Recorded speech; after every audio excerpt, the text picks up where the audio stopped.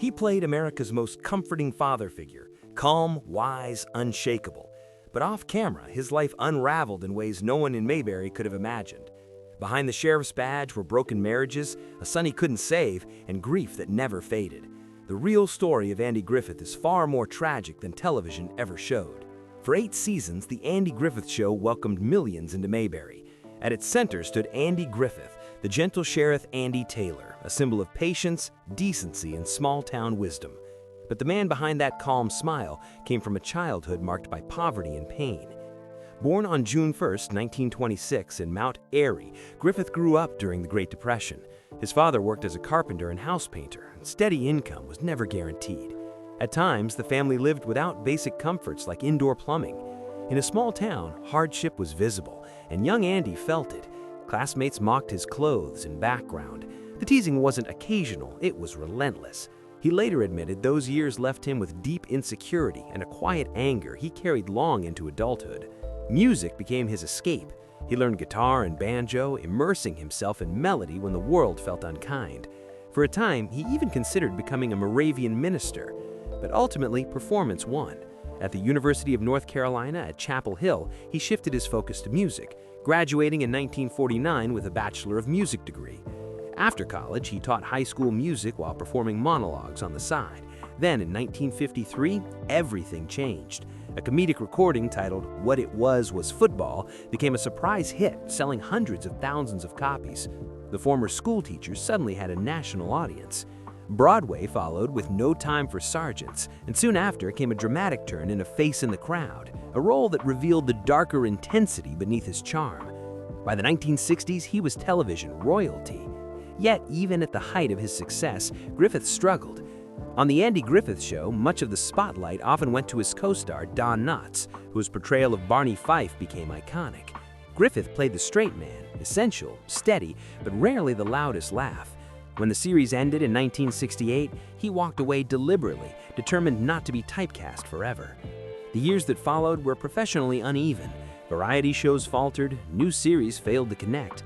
For nearly 20 years, he battled the shadow of Andy Taylor, until 1986 when he returned to primetime in Matlock. As Ben Matlock, a sharp Southern defense attorney, Griffith found renewed success. The show ran 9 seasons and restored his standing in Hollywood. But while his career recovered, his personal life told a different story. He married his college sweetheart, Barbara Bray Edwards, in 1949. She supported him through the lean teaching years and the rise to fame. Unable to have biological children, they adopted 2, Sam and Dixie. To the public, they seemed like the perfect family. Behind the scenes, the pressures of fame and long work hours created distance.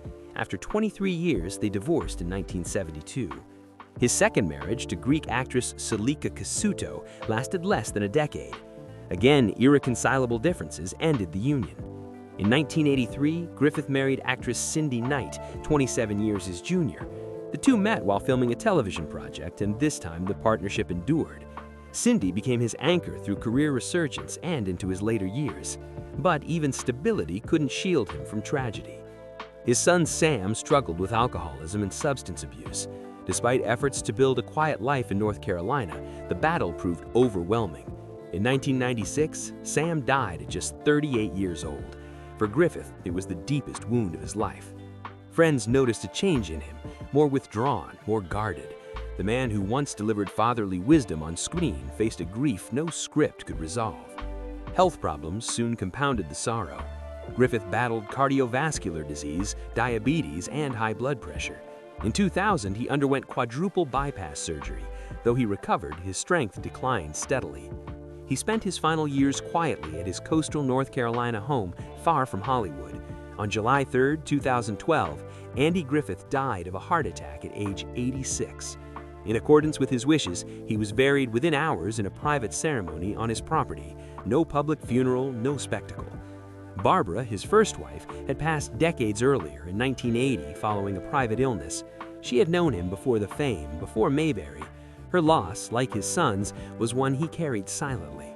When America mourned Andy Griffith, they mourned a television legend, but the real man, shaped by poverty, shadowed by heartbreak, and marked by profound personal loss, had lived a far more complicated story than viewers ever saw.